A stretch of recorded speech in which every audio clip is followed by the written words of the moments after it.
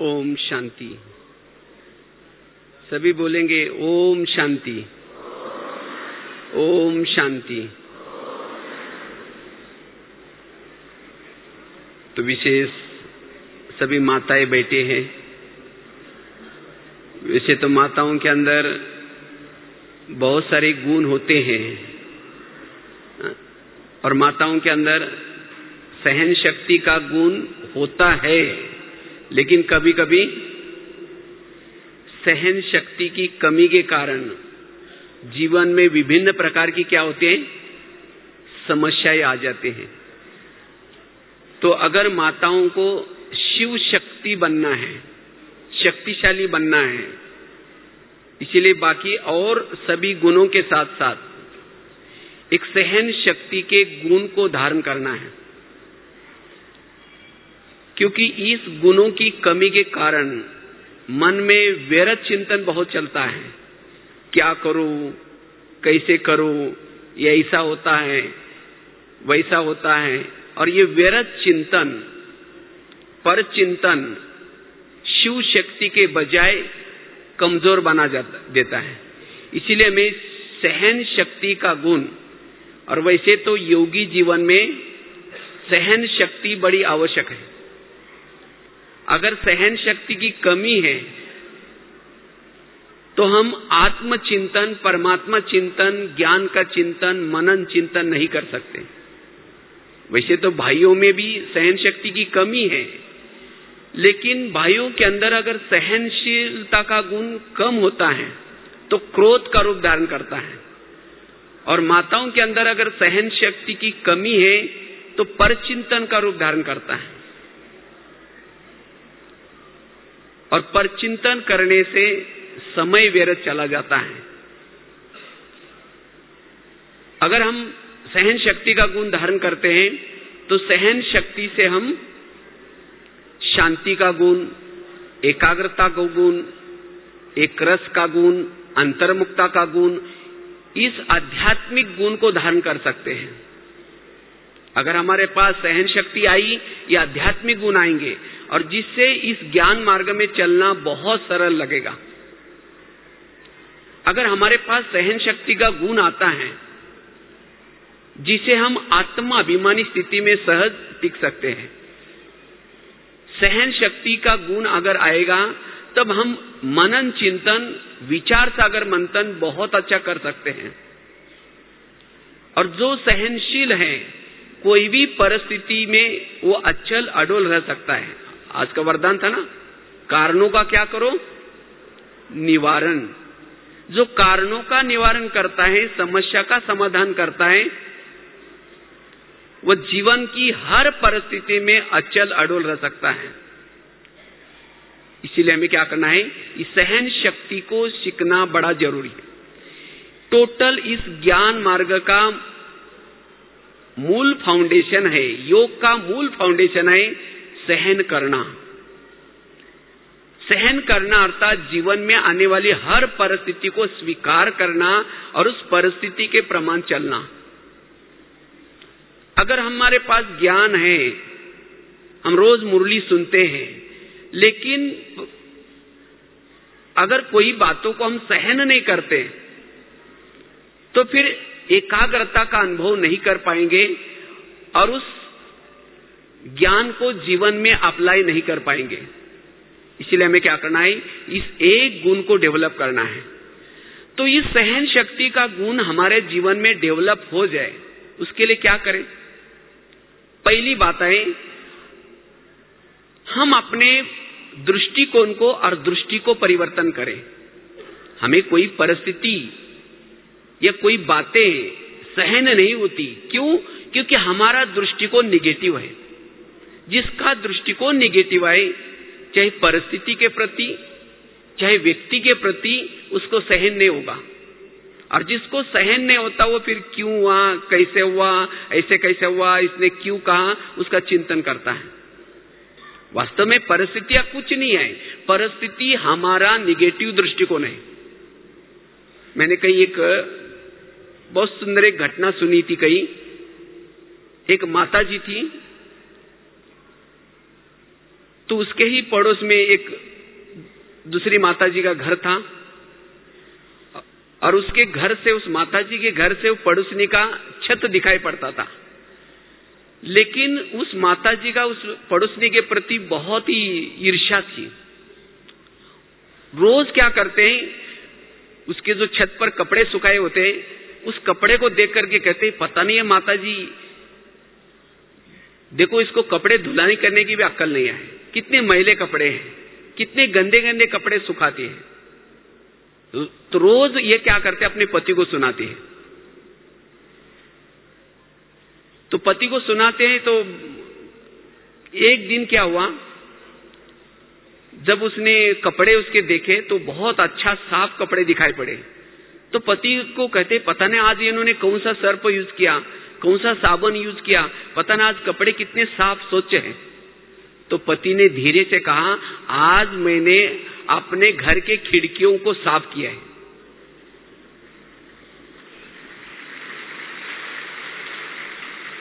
मतलब समझा? रोज वास्तव में वो पड़ोसनी माताजी रोज कपड़े अच्छे धुलाई करती थी, लेकिन वो उसको कपड़े गंदे क्यों दिखते थे? क्योंकि उसके खुद के खिड़की के दरवाजे तो उसके ऊपर धूल लगी थी। जब उसने धूल साफ की तो कपड़े क्या दिखने लगे? साफ। इसी तरह अगर मुझे किसी की बुराई नजर आती है, कोई परिस्थिति बुरी नजर आती है, इसका मतलब मेरे आंखों के ऊपर व्यर्थ बातों का, व्यर्थ दृष्टिकोण का धूल लगी है, और जिसके कारण दूसरा व्यक्ति कैसा नजर आता है? बुरा नजर आता है। और फिर उस बुराई को लेकर के हम दूसरों को सुनाते हैं। उसका समय भी खराब किया, अपना समय भी खराब किया। इसीलिए क्या करना पड़ेगा? अपने दृष्टिकोण को साफ करना पड़ेगा। अपना दृष्टिकोण हर व्यक्ति के प्रति स्वच्छ बनाने की आवश्यकता है।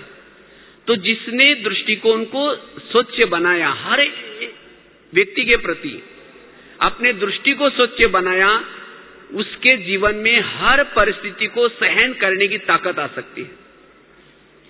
उसके मन के अंदर का निगेटिव खत्म हो सकता है। इस सीजन की बाबा की जितनी भी मुरलियां चल रहे, व्यर्थ को खत्म करो, समय रूपी खजाना बचाओ, संकल्प को बचाओ। लेकिन आज हमारे संकल्प व्यर्थ जाते हैं, समय व्यर्थ जाता है। उसका कारण है हमारा दृष्टिकोण नेगेटिव। तो नेगेटिव दृष्टिकोण को पॉजिटिव बनाने की बड़ी आवश्यकता है।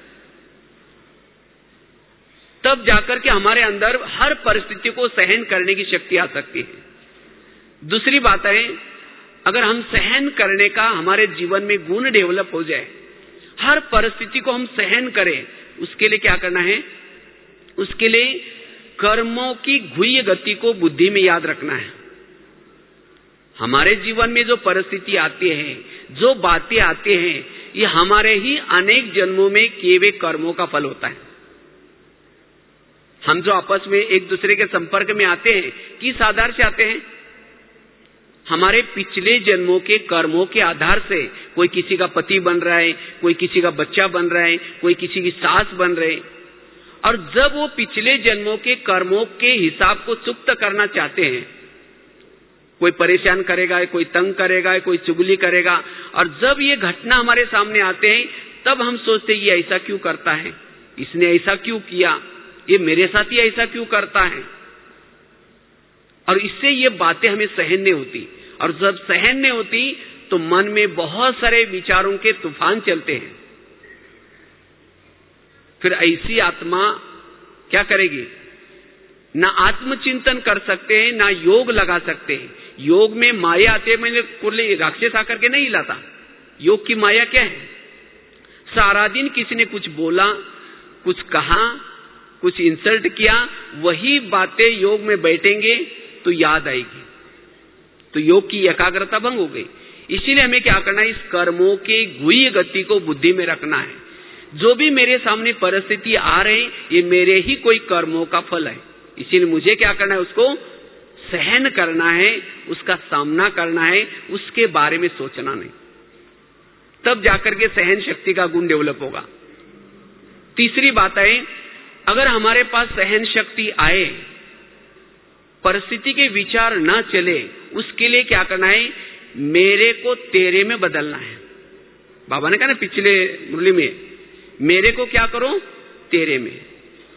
आज कोई भी परिस्थिति आते हैं, परिस्थिति बड़ी क्यों लगती है? हम उसके बारे में सोचते हैं, ये क्यों हुआ, कैसे हुआ। अगर मन से सोचेंगे नहीं तो परिस्थिति खत्म हो जाएगी। जब मन में सोच करके परिस्थिति को पहाड़ बनाते हैं, क्योंकि सोचने से हमारा देह भान आता है, और जब देह भान आता है वो बातें बड़ी बड़ी नजर आती है, और जब हम उस बातों को सोचेंगे नहीं तब हमारी निराकारी स्थिति रहती है। अब जब निराकारी स्थिति से उस बातों को देखेंगे, वो बातें कुछ नहीं होती। इसलिए हमें क्या करना है?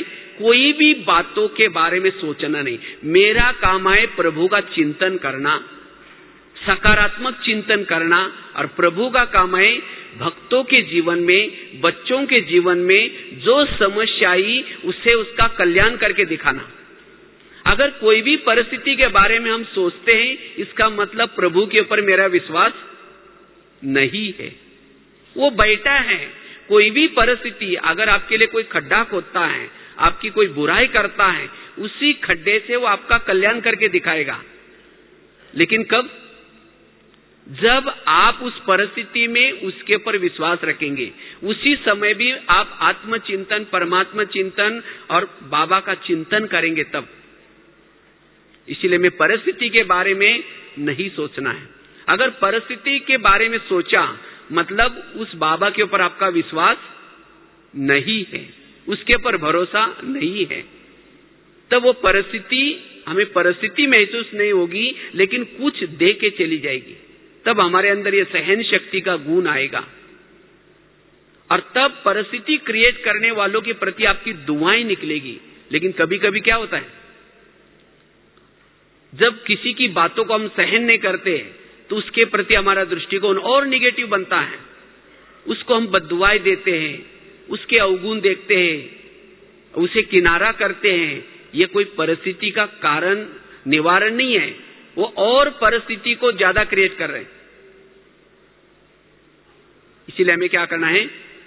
उस परिस्थितियों में हमें अचल अडोल रहना है, और उसी समय भी आत्मचिंतन, परमात्मा चिंतन करना है। तब हमारे अंदर एक गुण डेवलप होगा। सहन करना ऊपर से कड़वा है, लेकिन इसके परिणाम बड़े अच्छे हैं। परिस्थिति को सहन न करना, उस समय उतावले होना, किसी को अपशब्द बोलना, वो शुरू में बड़ा मीठा है, लेकिन इसके परिणाम बड़े कड़वे हैं। इसलिए हमें क्या करना है? इस सहन शक्ति के गुण को हमें इस ज्ञान मार्ग में क्या करना है? डेवलप करके चलना है। तब जाकर के ज्ञान हमें बड़ा अच्छा लगेगा, और सहन करने से हमारे संकल्प का खजाना बच जाएगा, और जिसे हम शिव शक्ति का रूप धारण कर सकते हैं, जिसे सदा ही हम कंबाइंड स्वरूप बन सकते हैं। आज शिव बाबा से हम दूर क्यों चले जाते हैं? जब परिस्थिति के बारे में सोचते हैं, बातों के बारे में सोचते हैं, तो कंबाइंड के बजाय अलग हो जाते हैं, और जब अलग हो जाते हैं तो माया फिर और हमारे पर वार करते हैं। तो इसीलिए अगर माताओं को शिव शक्ति बनना है सबको शिव शक्ति, तो शिव शक्ति बनना है तो हमें इस जन्म में, एक छोटे से जीवन में अगर थोड़ा सा सहन करेंगे, उसकी प्राप्तियां बहुत सारी ज्यादा है। कई सोचते हमें सहन करना है कि मुझे ही मरना है, मुझे कब तक सहन करना है, और जितना सहन करेंगे उतना हमारा पद ऊंचा होगा। वास्तव में भाग्यशाली आत्मा वो है जिनके जीवन में समस्या और विघ्न ज्यादा आते हैं। इसीलिए बाबा कहते हैं ना, बांधीली माताओं का योग मेरे से बहुत ज्यादा होता है। क्यों? क्योंकि बांधीली माताओं को जब समस्या आते, परिस्थिति आते, उनको कौन याद आता है? बाबा याद आता है। और जिसको कोई समस्या नहीं आती, कोई तंग नहीं करता, परेशान नहीं करता, उसका योग पति से लगा है। मेरा पति बहुत अच्छा है, कभी तंग नहीं करता। इसलिए बाबा कहते बच्चे, विघ्नों से कभी भी घबराओ नहीं। विघ्न और परिस्थितियां हमें उपराम बनाती हैं। इसलिए हमें मेरे को तेरे में परिवर्तन करके किसी ने मुझे बोला, मुझे नहीं बोला, बाबा भी तो सुन रहे हैं ना। आज बाबा के अंदर कितनी सहन शक्ति है। तो ऐसे हमें क्या करना है, इस सहन शक्ति को धारण करना है ताकि शिव शक्ति बन सकते हैं। और सहन करने वाला सहनशाह बन सकता है, बड़ा बन सकता है। और जब ये सहन शक्ति का गुण आएगा तब ये पर चिंतन का जो अवगुण है वो खत्म हो जाएगा। तो जो बातें सहन नहीं हुई, हम पड़ोसी में जाएंगे, कहेंगे देखो मेरे पति ने ऐसा बोला वैसा बोला, वो भी कहेगी क्या मुझे भी ऐसा ही बोलता है। तो वो अपनी सुना रहे, वो अपनी सुना रहे, और जिसके कारण संगम युग का समय चला गया, संगम युग के स्वाद चले गए, संकल्प चले गए। और फिर ऐसी कमजोर आत्मा योग में परमधाम में उड़ नहीं सकती। जो सारा दिन जितना संकल्प विकल्प ज्यादा चलाता है, निगेटिव ज्यादा सोचता है, फिर योग में बैठ करके लंबा समय तक हम सोमानों में नहीं रह सकते, एकाग्र नहीं रह सकते। फिर कभी कभी क्या कहेंगे, पता नहीं मेरा मन परमधाम में टिकता ही नहीं, मेरा मन परमधाम में लगता ही नहीं। क्यों नहीं लगता? क्योंकि सारा दिन की छोटी छोटी परिस्थितियों की बातें मुझे सहन नहीं हुई। इसके कारण फिर योग का अच्छा अनुभव नहीं होता। इसलिए अब थोड़ा सा संगम का थोड़ा सा समय है, जो अभी हमारे अनेक जन्मों में जो भी एक दूसरे के साथ जो हिसाब किताब है, वो हिसाब किताब हमें चुक्त करना है। और हिसाब किताब चुक्त करने के बिना कोई भी परमधाम में नहीं जा सकता। इसलिए मैं एक तो पहली बात बताई, अपने दृष्टिकोण को बदलना है। दूसरी बात बताई, सहन करने के लिए हमें निगेटिव बातों को पॉजिटिव में लाना है। जितना निगेटिव बातों को पॉजिटिव में लाएंगे उतना हमारे अंदर सहन शक्ति का गुण डेवलप होगा। लास्ट में एक बात सुना करके पूरा करते हैं, कैसे नेगेटिव को पॉजिटिव में लाएं। समझो कोई गाली देता है तो उस गाली को क्या समझो, ये गुलाब का फूल डाल दिया। जो संगम युग में गाली देगा वही आपके ऊपर गुलाब का फूल डालेगा। जो आपका इंसल्ट करेगा, आपका परचिंतन करेगा, वही आपका भगत बन जाएगा। इसलिए इस बातों को सहन करना है। कहते एक महाराष्ट्र में एक संत थे जिनका नाम था संत तुकाराम महाराज। बहुत भक्ति करते थे, तो गली के लोगों ने उसको भक्ति करने के लिए मना किया, तभी उसने नहीं छोड़ा। तो एक दिन सभी लोगों ने पकड़ करके उस संत के गले में सब्जी की माला पहना दी, बैंगन, टमाटर, आलू, मटर, सभी सब्जियां, और मुंह काला करके उसके बाल उतार दिए। और उस संत को एक गधे पर बिठाया और उसको गली गली में घुमाया। इतना भी नहीं छोड़ा, जहां उनकी पत्नी रहती थी वहां तक लाया, और पत्नी को घर से बुला कर कहा इनको हमने बहुत समझाया लेकिन नहीं माना, इसीलिए ऐसा किया। जब उसकी पत्नी देखती मेरे पति को ऐसा किया, उसको सहन नहीं होता, वो सबको गाली देते हैं जिन लोगों ने ऐसा किया था। जब गाली देते, संत तुकाराम महाराज अपनी सब्जी की माला दिखा करके कहते हैं इनको गाली क्यों दे रहे हैं? ये लोगों ने अपने लिए 8 दिन के लिए सब्जी ला कर दी है। और कहा कि इनको गाली क्यों देते हैं, मैंने बहुत दिनों से अपना गांव नहीं देखा था, ये लोगों ने मुझे गांव गांव का घर घर घुमा के लाया है, इनको गाली मत देना। और कहा कि इनको गाली क्यों दे रहे हैं, मेरे सिर में तो फोड़े हो रहे थे, ये लोगों ने बाल उतर करके हल्दी लगा उषित किया। और कहा इनको गाली क्यों दे रहे हैं, मेरी जब शादी हुई थी उस समय बारात नहीं निकली थी, आज ये लोगों ने पूरी गांव में क्या निकाली, बारात। इसको कहते जीवन जीने की कला। विपरीत परिस्थितियों में भी हमें क्या करना है, पॉजिटिव दृष्टिकोण अपनाना है। तो इसलिए यही समझो कि मुझे तो पति तो बहुत मिले, सतयुग में भी मिला, त्रेता भी में मिला, द्वापर में मिला, लेकिन इस जन्म का जो पति है इसके कारण मेरा कितना बड़ा भाग्य बना है। वो सतयुग का जो पति था उसके सिर पर सोने का मुकुट था, घर में बहुत सारी संपत्ति थी, घर के सामने पुष्पक विमान था, लेकिन उस पति के कारण बाबा मिला। किसके कारण बाबा मिला है? इसी पति के कारण बाबा मिला। सतयुग में भी पड़ोसी थे, त्रेता में भी थे, लेकिन इस पड़ोसी के कारण बाबा मिला। तो इसीलिए इन लोगों के प्रति आपका दृष्टिकोण क्या बन जाए, पॉजिटिव। तब इनके साथ रहना बहुत अच्छा लगेगा और तब जाकर के इनको आप दुआएं दे सकेंगे। लेकिन कभी कभी हमारे अंदर सहन नहीं होता तो क्या करते, उंगली तोड़ के कहेंगे इसका सत्यानाश हो गया। गुस्सा आता है ना, सहन नहीं होता तो गुस्सा आता है, बाथरूम में जाकर के रोएंगे या कई आंखों के आंसू भी बहेंगे, लेकिन नहीं। कोई देवी का मंदिर में मूर्ति होते हैं, उसका हाथ कैसा होता है? वरदानी हाथ होता है, मुस्कुराता चेहरा होता है। उसको जाकर के कोई गाली देंगे तो उस समय वरदानी हाथ के बजाय नीचे होता है, चेहरा पीछे करते हैं। उसको गाली देंगे तो भी वरदान देते हैं। तो हम तो चैतन्य में देवी हैं। तो इसीलिए बाबा कहते हैं जिन्होंने चैतन्य में किसी को दुआएं नहीं दी, उसकी जड़ मूर्ति दुआएं क्या देगी? इसीलिए सदा हमें क्या करना है, कोई रावण की तरह हो तो उसको दुआएं देनी है, पॉजिटिव भाव रखना है। और ये कब हो सकता है? जब हमारे अंदर सहन शक्ति का गुण आ जाए। तो इसलिए वर्तमान समय इस ब्राह्मण जीवन में और खास तो माताओं में ये सहन शक्ति के गुण की बड़ी आवश्यकता है। इसीलिए क्या सीखे जाएंगे यहां से? सहन शक्ति का गुण धारण करेंगे। जैसे वरदान में था ना, आपके जीवन की हर परिस्थिति आपको कल्याण की तरफ लेके जाते हैं। आज तक आपके जीवन में जितनी परिस्थिति आई उसे क्या हो गया? आपका कल्याण हुआ ना। कईयों को लगता है ड्रामा कभी रिपीट होना नहीं चाहिए, क्योंकि मेरे बचपन में या मेरे जीवन में ये घटना हुई, वो घटना बहुत बुरी थी। अगर ड्रामा रिपीट हो जाएगा तो वो घटना भी रिपीट होगी। अगर वो कड़वी घटना रिपीट नहीं होगी तो यहाँ की घटना भी, यहाँ जो आए हैं वो घटना भी रिपीट नहीं होगी। इसलिए ये ड्रामा बड़ा कल्याणकारी है। आज तक जीवन में जो हो गया वो भी कल्याणकारी है। इसीलिए हमें क्या करना है?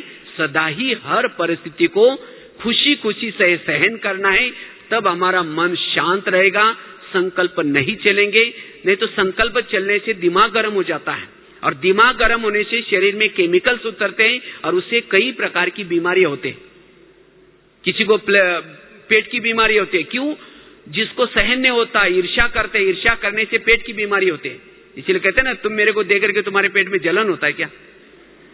आज किसी को ब्लड प्रेशर बढ़ता है, बीती हुई बातों को याद करने से ब्लड प्रेशर बढ़ता है। किसी को शुगर होते है। क्यों? दूसरों को अपने अंडर में रखने से कोई बात नहीं सुनता, तो फिर ऐसा निगेटिव विचार चलते जिससे शुगर पैदा होते हैं। इसीलिए कहते हैं ना, जिसका पाँव गरम, पेट नरम, दिमाग ठंडा, उस घर में कोई डॉक्टर है उसको मार दो डंडा। इसीलिए कभी भी हमें अपना दिमाग को गरम नहीं करना है और उसके लिए सहन शक्ति का गुण धारण करना है। तो जरूर आप सभी जो भी परिस्थिति आई है या आएंगी उसको खुशी खुशी से सहन करना है। तब हमारा मुरली का चिंतन चलेगा, बाबा का चिंतन चलेगा। तो फिर योग लगाना भी बहुत बड़ा अच्छा इजी होगा, और तब योग लगाने से शिव शक्ति का रूप धारण कर सकेंगे। ठीक है। ओम शांति।